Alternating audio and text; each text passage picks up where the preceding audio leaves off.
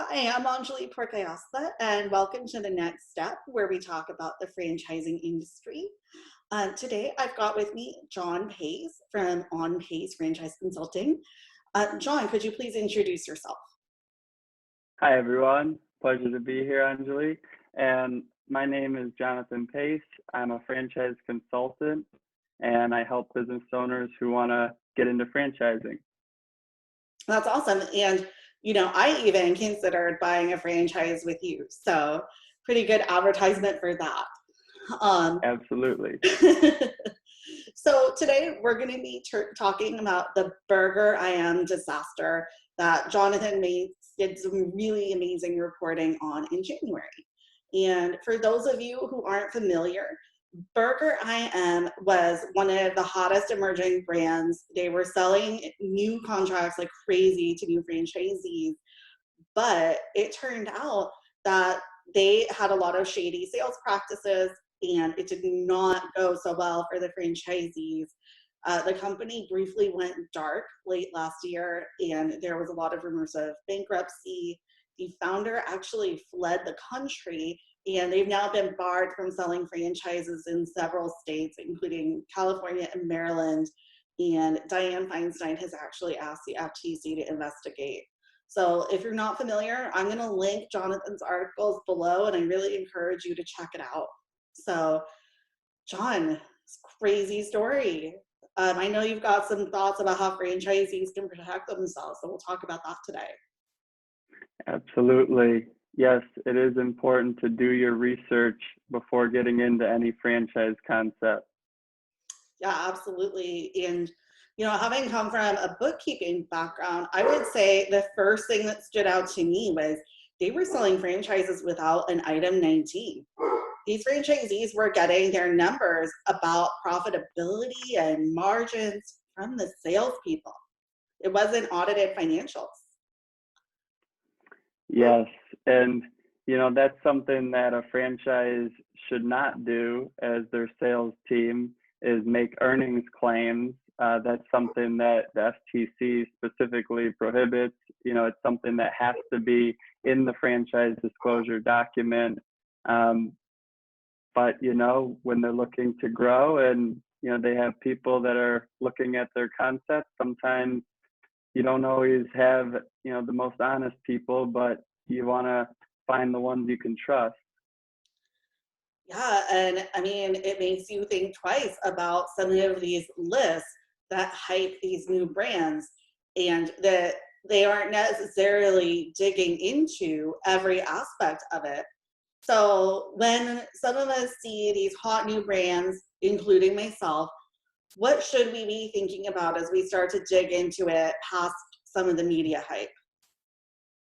Yes, what I would start with, and probably my number one go to for anybody looking at buying into a franchise system, and it's a very important step in the due diligence process, is when you're actually validating with existing owners. And I understand with new concepts as they're coming out, it can be difficult when they don't have a lot of franchisees. But as you look at, more established brands, or as those brands are growing, you really want to take your time to talk to as many of their current owners about their experience and understand the support that they're getting and the training and how the marketing and operations are going.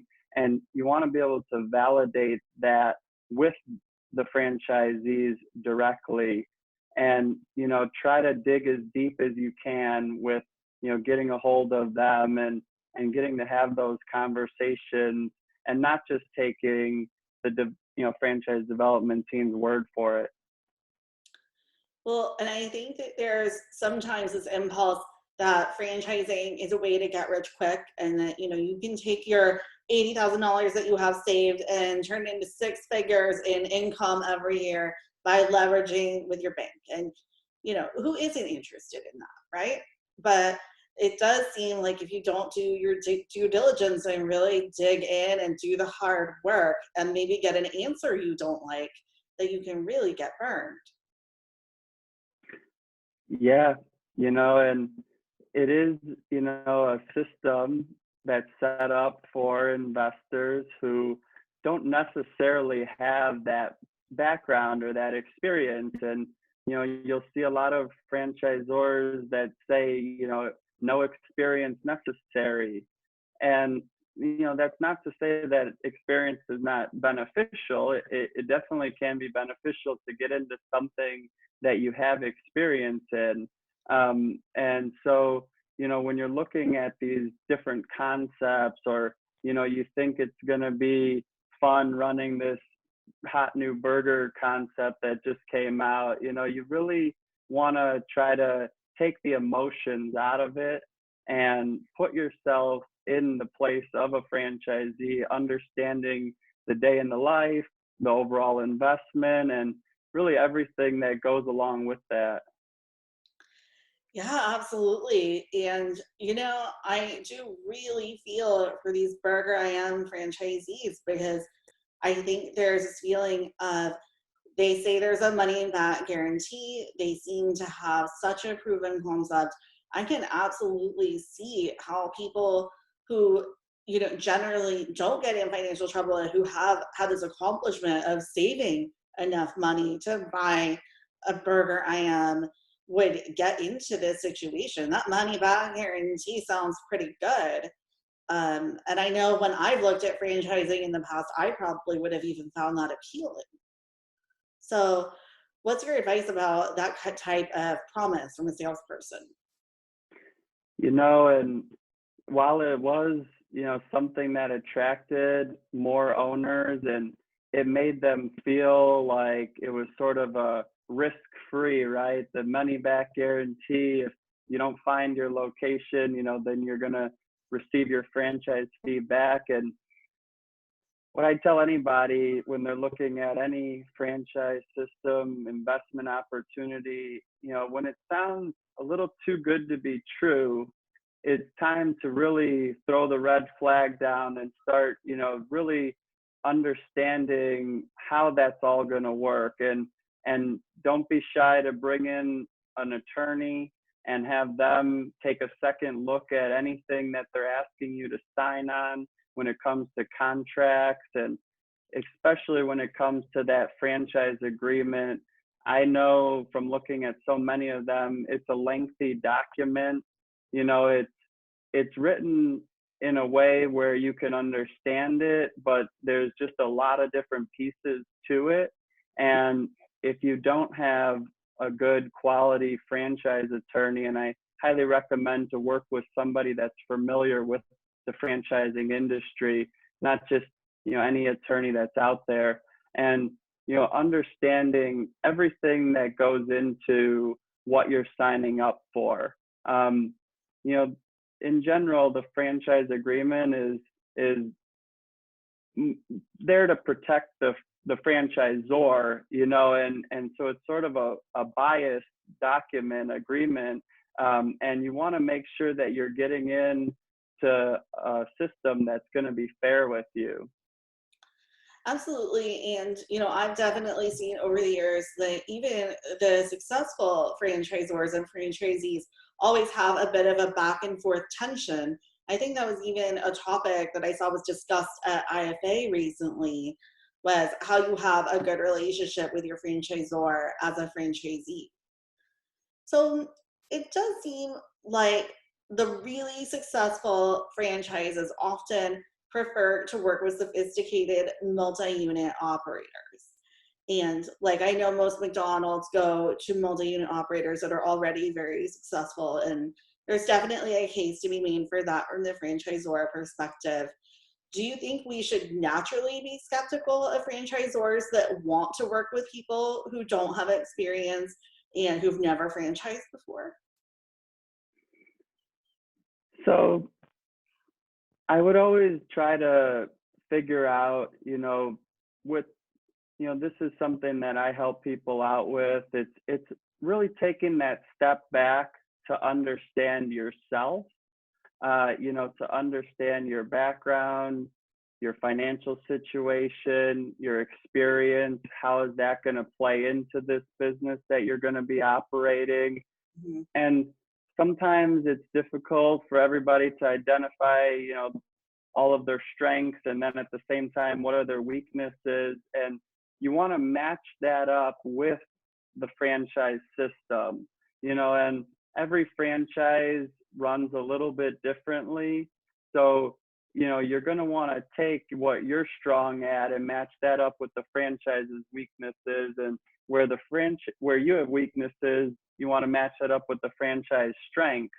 And so I wouldn't say that, you have to have direct experience all the time, but the way that business operates, it should be something that you're familiar with.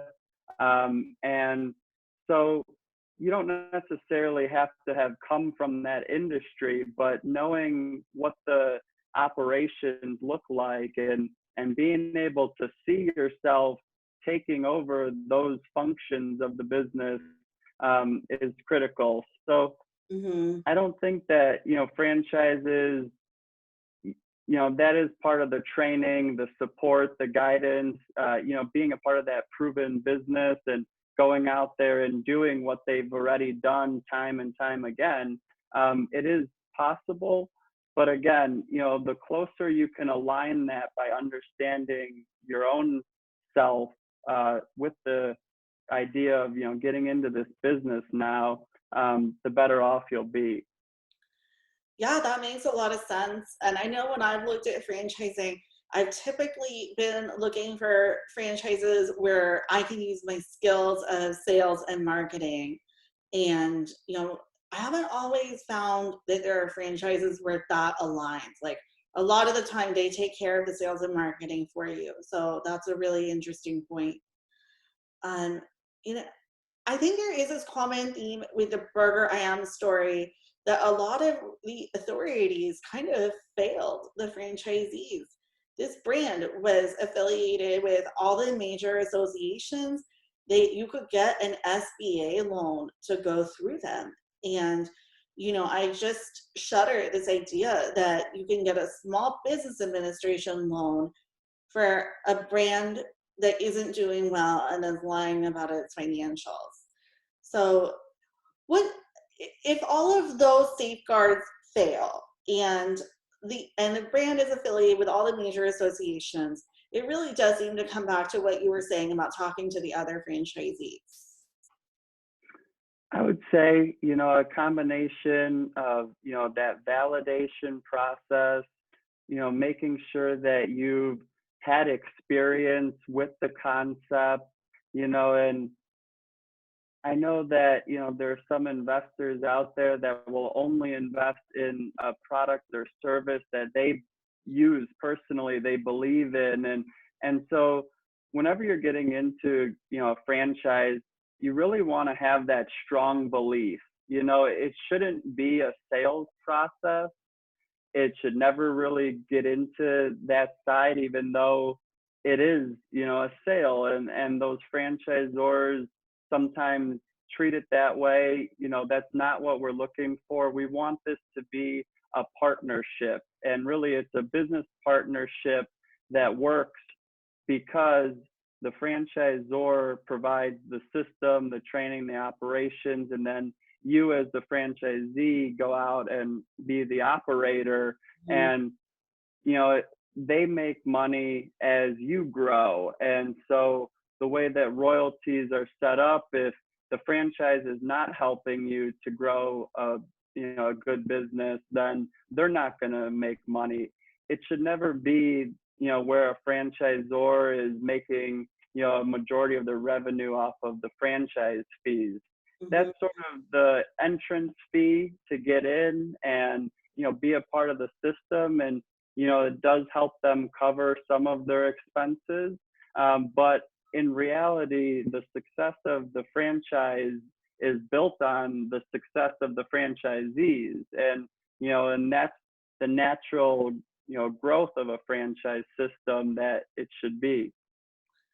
Right. And I mean, I know we've talked about that Burgerim was not collecting royalties because the founder wanted the franchisees to be profitable before he collected royalties. And that is just so crazy to me. Um, I just don't even know what to say about that. And, that's something that, was unique, I believe, to this situation. And it seems like there was a series of issues going on inside of the company that, needed to be resolved. Um, and I think sometimes, it happens that they're growing so quickly, and, they said that they've sold over 1,200 licenses, and Mhm. when you're growing at that sort of a rapid pace, it's hard for them to really, manage all of these people that are looking to come on board, and so, it's something that I'm not sure, what his intentions were, and what the company's intentions were, but all in all, it's not a system that could be successful. As it just, the money wouldn't last in that sense, as they Mhm. make money ongoing from collecting those royalty fees. So for them to not, I'm not sure where their intentions were.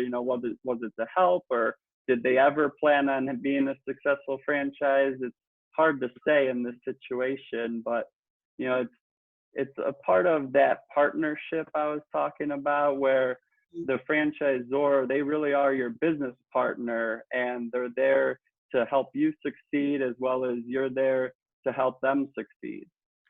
Absolutely. And you mentioned how many licenses they sold. And I do think one of the red flags here was that they'd sold to over 1,200 franchisees, but they only had like 200 locations open. And I know one of the problems they had was that build out was much more expensive than they had projected. And their numbers didn't seem to be based in reality. And people were actually having to take on additional personal loans, which just my heart goes out to them. I can't imagine how difficult that must be. So, Yeah. And, whenever you see a brand and, it seems like that's a good sign. But, really, they need to slow things down. They need to get those franchisees that have already bought in open. And, if you ever see that, it's sort of another red flag to watch out for. You don't want to have so many licenses sold and only see, a small majority of them open. Where I think people saw that as a good sign, that, hey, I got to, get on this and be a part of it. And it's something that you gotta just kind of think about it from a different perspective, in the sense that, if they can't get the stores open, how am I gonna open my store? And so you always want to watch out for franchisors that are growing in a little bit too rapid of a pace. They should have a goal in mind for how many stores they can open at a time, and how far out they are already, and making sure that existing franchisees are successful at what they're selling them on. absolutely, such good points. And, I do think you mentioned that sense of urgency. And, I'm a salesperson, and I definitely like to see a sense of urgency in my prospects.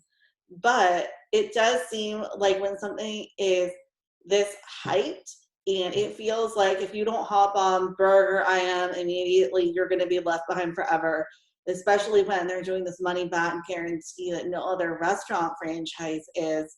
It can be very easy to get kind of carried away with your emotions and, your hopes, your dreams. It's very difficult.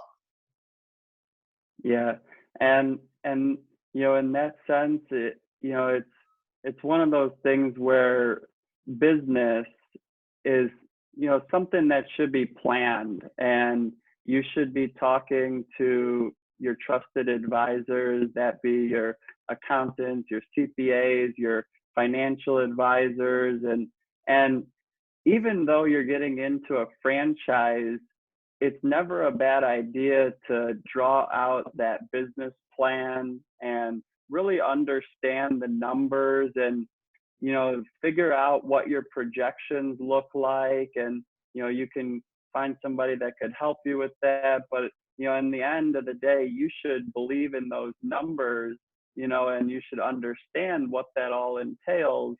And, letting your emotions and jumping into something quickly, it's a marathon. It's not a sprint. This is a business that you're going to want to get into and be in for.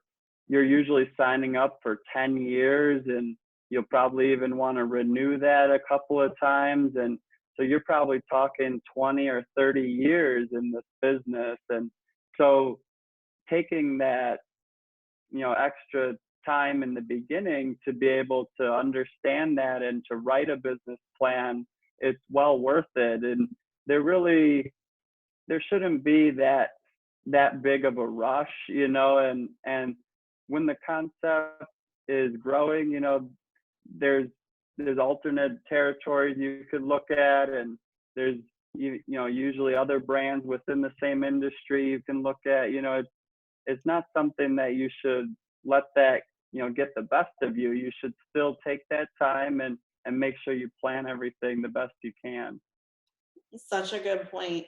And, I think it is so emotional to decide to pursue your dreams and go into business for yourself, that having that team of trusted advisors that can rein you in is really important. I know I can be a little impulsive when it comes to the feeling of, okay, I'm finally going to do it. But it isn't like that, and it shouldn't be.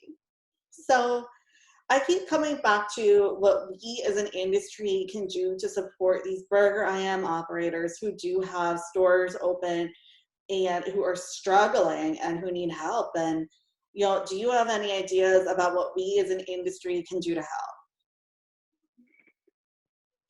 So what they can think about is, at the end of the day, they're the operators, and so the franchisor, in this case, hasn't thought everything out, but, by controlling your labor, having staff, and watching food costs, they have to get things under control. And, and if that means maybe they have to work on some more of the marketing themselves. I know that was one piece that, they weren't really helping out as much as they could have. And, just trying to make sure that at the end of the day, they're running the best business they can.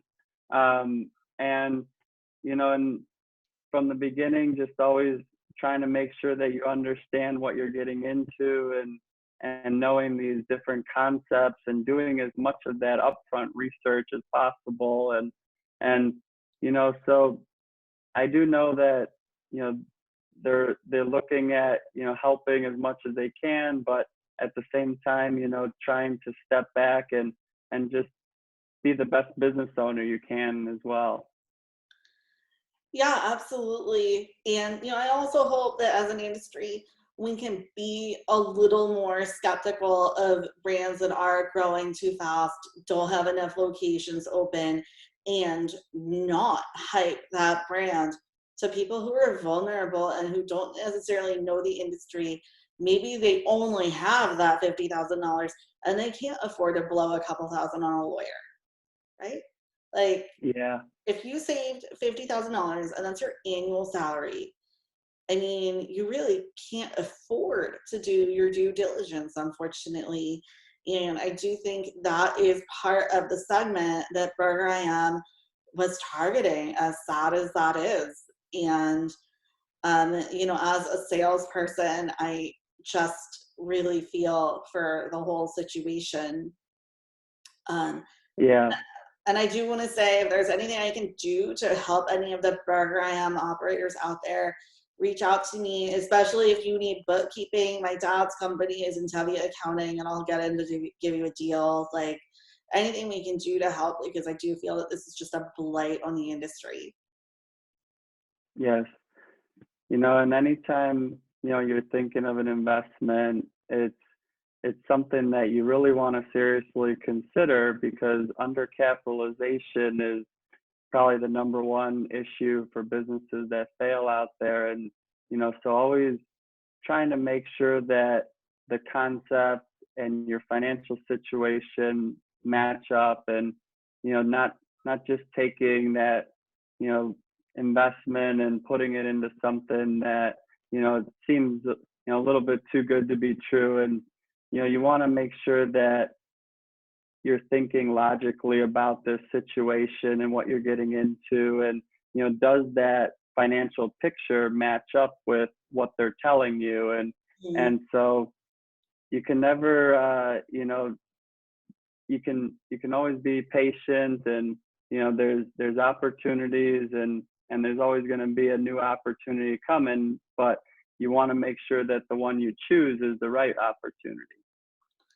Yeah, that's really good advice. And so, on the topic of undercapitalization, I know quite a few people lost their homes because they put up their house for the SBA loan. Would you consider somebody who has to put up their house to open a franchise to be undercapitalized? I would say yes. It's not something that I would want any of my clients getting into as their route of doing it. They should, at at the point when they're ready to do a franchise, we want to have that budget in mind. And there's investment opportunities that range, so if it's not something that's brick and mortar, maybe they consider something that's more of a service business, or other lower investments. And but if it takes another mortgage on your house, or refinancing, that's probably something that is a little bit beyond their means. And they want to be able to have something that, let's say 10 to 30% down, and they maybe have that money in their savings, and they take that and they go out and get an SBA loan, and those range, what they need as far as working capital and paying the franchise fee and all of the equipment, and also operations, and whatever in that franchise entails, should be covered under that. And again, you want to make sure that you've really gone out and done your research, and not just taking their word for it, literally getting quotes on insurance, or talking to vendors, whatever they can do as far as research, and again validating that with the existing franchisees. How much did it cost you to get started in this business? And then keeping that in mind, because if you stretch yourself too thin, and it means taking your house, and now you're not going to have a place to live, and that's probably a little bit beyond what you should be looking at. And so then you really want to reconsider what your options are. That's a very good point. Part of the reason I haven't opened a franchise is because I am pretty risk averse, and I just don't want to put too much of my savings at risk. So I think that this is a great place to leave it. Do you have any last thoughts on this whole tragedy? Um, it's just one of those things where you always want to find people out there that can help you. Myself, knowing these different franchise opportunities, and really understanding all the various opportunities that are available, because I think a lot of times people are seeing the hype, and they're thinking that this is what they want to get into, when in reality their experience and what they're passionate about isn't aligned. And so I always encourage people to reach out, look for opportunities to find experts that can help them, and really understand what their options are. before they get into something that they're going to be spending, a significant amount of savings on, and also dedicating a good portion of their life to. Absolutely. And it definitely is like a marriage, and you've got to be careful when you get married. So, Yeah. John, I really want to thank you for joining me today, and thank you to everybody who tuned in.